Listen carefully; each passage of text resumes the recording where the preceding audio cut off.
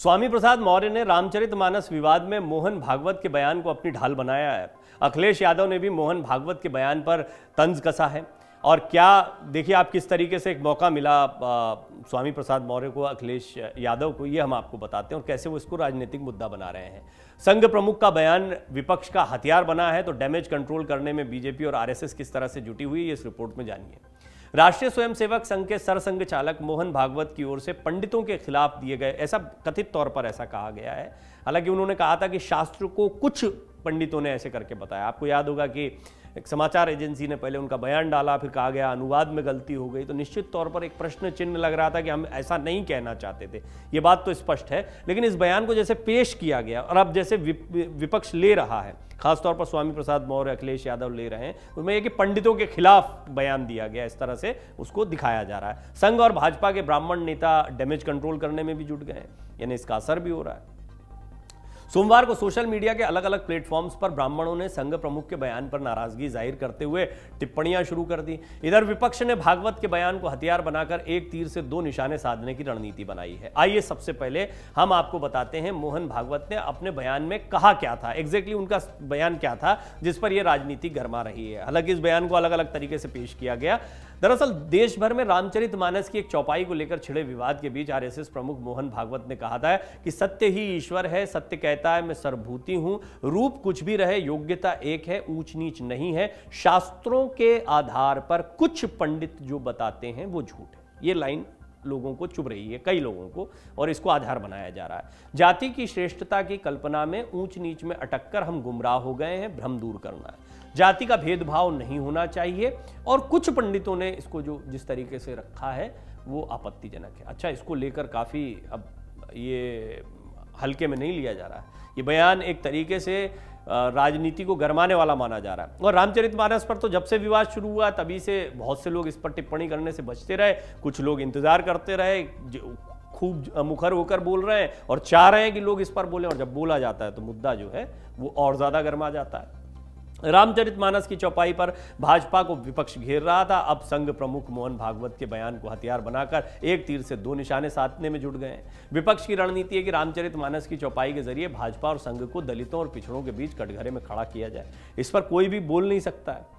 और जो रामकथा मर्मज्ञ हैं और जो बाबा तुलसीदास या रामचरितमानस का सम्मान, क्या जाति क्या किसी भी जाति के व्यक्ति, सभी के लिए बहुत सम्मानजनक रहे हैं रामचरितमानस, और उसकी पूजा जो है वो घर घर में होती है। लेकिन इसको राजनीतिक रंग दिया जा रहा है, शूद्र वाली राजनीति से जोड़ा जा रहा है। आप देख रहे हैं कि उसमें शूद्रों को लेकर क्या कहा गया है, इसको लेकर बयान दिए जा रहे हैं, तो इसको लेकर एक राजनीति गरमा गई है। भागवत के बयान पर अखिलेश यादव ने भी तंज कसा है। समाजवादी पार्टी के राष्ट्रीय अध्यक्ष अखिलेश यादव ने सोमवार को ट्वीट कर आरएसएस प्रमुख मोहन भागवत के बयान पर तंज कसा। उन्होंने लिखा कि भगवान के सामने तो स्पष्ट कर रहे हैं, कृपया इसमें यह भी स्पष्ट कर दिया जाए कि इंसान के सामने जाति वर्ण को लेकर क्या वस्तु स्थिति है। देखिए, यहाँ पर एक स्थिति बहुत स्पष्ट दिखाई पड़ती है। क्या अखिलेश यादव इस विवाद में उतरना भी चाहते हैं, लेकिन इसमें बचते हुए वो उतरते हैं। उन्होंने इसी तरह से कहा था कि एक ये चौपाई है, हम योगी जी से इसका अर्थ पूछेंगे। उसके बाद में अभी यहाँ भी वो कह रहे हैं कि आप ईश्वर के सामने तो कह रहे हैं कि सब बराबर हैं, लेकिन मनुष्यों के सामने क्या स्थिति है वो बताइए। तो वो बच कर इस पर बयान दे रहे हैं। ये अखिलेश यादव का अंदाज है इस मुद्दे पर। स्वामी प्रसाद मौर्य मुखर होकर बोल रहे हैं। स्वामी प्रसाद मौर्य ने रामचरितमानस विवाद में मोहन भागवत के बयान को अब ढाल बना लिया। बयान उत्तर प्रदेश में उन्हीं से शुरू हुआ था, और आपको याद होगा कि ये विवाद जो है ये बिहार के शिक्षा मंत्री के बयान के बाद शुरू हुआ था। हाल में, ऐसा नहीं कि पहली बार विवाद हुआ, लेकिन शुरुआत इस अभी जो चल रही है राजनीति उसमें बिहार से शुरू हुआ, और फिर स्वामी प्रसाद मौर्य ने इसको मुद्दा बना लिया उत्तर प्रदेश में। तो अब उनके ऊपर जब हमले हो रहे थे उन्होंने ढाल बना ली। रामचरितमानस विवाद को लेकर चौतरफा घिरे हुए हैं स्वामी प्रसाद मौर्य। उन्होंने आरएसएस प्रमुख मोहन भागवत की टिप्पणी को आधार बनाते हुए विरोधियों पर जमकर निशाना साधा। एक प्रेस कॉन्फ्रेंस को संबोधित करते हुए उन्होंने पूरे मामले में आरएसएस प्रमुख के बयान को अपनी ढाल के तौर पर इस्तेमाल किया है। उन्होंने कहा कि भागवत ने धर्म की आड़ में महिलाओं, आदिवासियों, दलितों और पिछड़ों को गाली देने वाले ठेकेदारों और ढोंगियों की कलाई खोल दी। कम से कम अब रामचरितमानस से आपत्तिजनक टिप्पणी हटाने के लिए आगे आए। यदि ये बयान मजबूरी का नहीं है तो साहस दिखाते हुए केंद्र सरकार को कहकर रामचरितमानस के शब्दों को हटवाएं। मात्र बयान देकर लीपापोती करने से बात बनने वाली नहीं है। समाजवादी पार्टी एमएलसी ने कहा कि यदि हिंदू धर्म को सुरक्षित रखना है तो धर्माचार्यों को आगे आना होगा। यदि किसी रचना में महिलाओं, शूद्रों अथवा पिछड़ी जाति के लोगों के लिए अपमान सूचक शब्दों का इस्तेमाल किया गया तो उसे तुरंत हटाने की कोशिश की जानी चाहिए। हालांकि हम आपको एक बात और बता दें, इसमें मैं क्या कहा स्वामी प्रसाद मौर्य, ऐसा नहीं कि धर्माचार्य सामने नहीं आए, रामकथा मर्मज्ञ सामने नहीं आए, सबने इसके ऊपर अपना भाषा टीका पहले लिखा है। और ये भी बताया गया है कि ये बहुत ही छोटी सोच है कि हम जो महापुरुष और खासतौर पर गोसाई तुलसीदास की रचनाओं के मर्मज्ञ को या उनके अर्थों को आज के संदर्भों में आज की स्वार्थपरक राजनीति के आधार पर तय करें। जातिगत व्यवस्था, वर्ण व्यवस्था, इसको लेकर भी धर्माचार्य कई बार बात कह चुके हैं, लेकिन आज की राजनीति कुछ अलग किस्म की। ये भी सब जानते हैं कि इस मुद्दे पर विवाद क्यों किया जा रहा है, ये भी सब जानते हैं कि रामचरितमानस से चौपाई हटाने की बात, क्योंकि ऐसा हो नहीं सकता है, तो बीजेपी को घेरने का एक मौका मिल जाता है, शूद्र वाली राजनीति करने का मौका मिल जाता है। तो ये सारी चीज, और गर्व से कहूँ हम शूद्र हैं के पोस्टर लग जाते हैं, तो ये सारे मौके मिलते हैं। तो राजनीतिक स्वार्थ इसमें बहुत स्पष्ट दिखाई पड़ते हैं और ये कुछ ऐसे मामले होते हैं जहां पर सब गिर जाते हैं। देखिए, इस पर मोहन भागवत ने आकर कुछ कहा, गिर गए।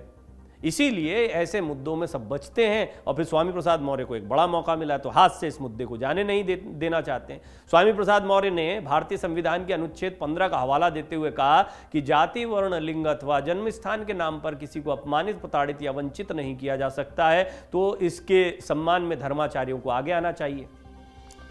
ढोल, गवार, शूद्र, पशु, नारी, ये कहा जाए, ये सारे ताड़न के अधिकारी और ताड़ना के अधिकारी। तो ताड़ना है शब्द, ऐसे आपको बहुत सारी इसमें मिल जाएगी कि ताड़न शब्द का, तारन शब्द का, ताड़ना शब्द का अलग अलग मतलब भी निकाला गया।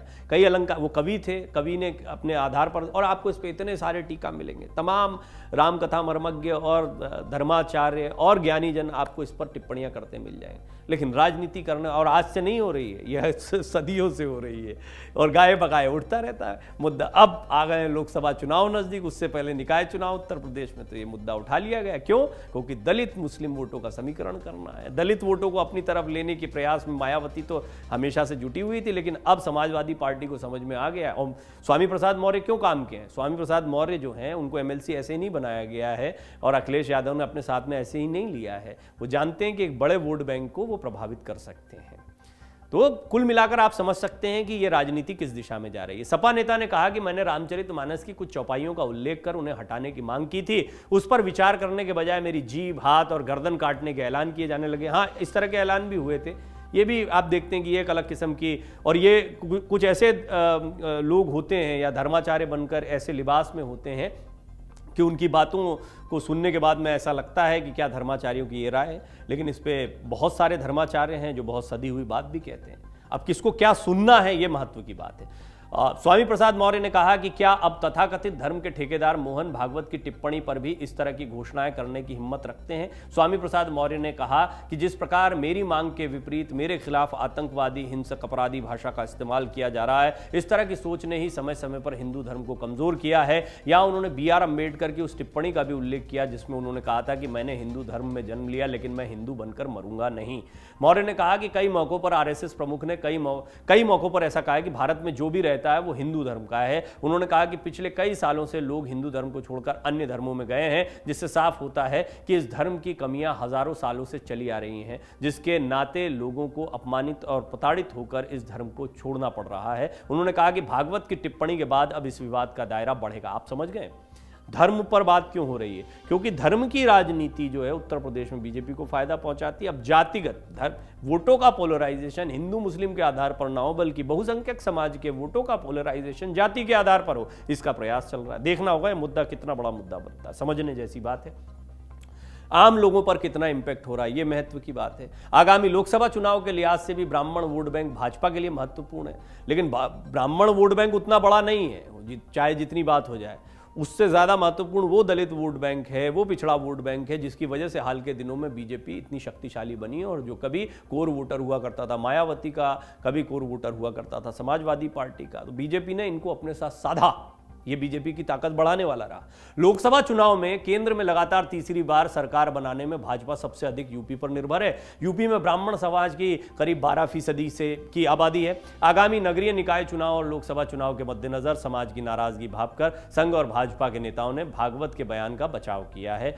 और आपको ये भी बता दें कि अभी तक तो बीजेपी हमेशा से मानती रही है कि कहाँ जाएगा, ये ब्राह्मण मतदाता जो है वो हमेशा इंटैक्ट बीजेपी का कोर वोटर माना जाता है। तो अभी और जो दूसरा बड़ा इन 12% के अलावा जो बाकी बचा हुआ उसको साधने की कोशिश है। इस साल राजस्थान, मध्य प्रदेश, त्रिपुरा, कर्नाटक, छत्तीसगढ़ और मिजोरम समेत 9 राज्यों में चुनाव होना है। इससे पहले आप देख रहे हैं कि अब जाति की राजनीति शुरू हो गई है। रामचरितमानस पर टिप्पणियां की गई, उस पर मोहन भागवत जी ने जो बयान दिया उसको लेकर अब फिर से राजनीति शुरू हो गई है। स्वामी प्रसाद मौर्य ने मोहन भागवत के बयान को अपने बयान की ढाल बना लिया। डाउनलोड करें अमर उजाला ऐप और पाएं खबरें लगातार। अगर आप ये वीडियो YouTube पर देख रहे हैं तो हमारे चैनल को सब्सक्राइब करें और बेल आइकन को दबाना ना भूलें। अगर आप Facebook पर ये वीडियो देख रहे हैं तो हमारे पेज को लाइक करें।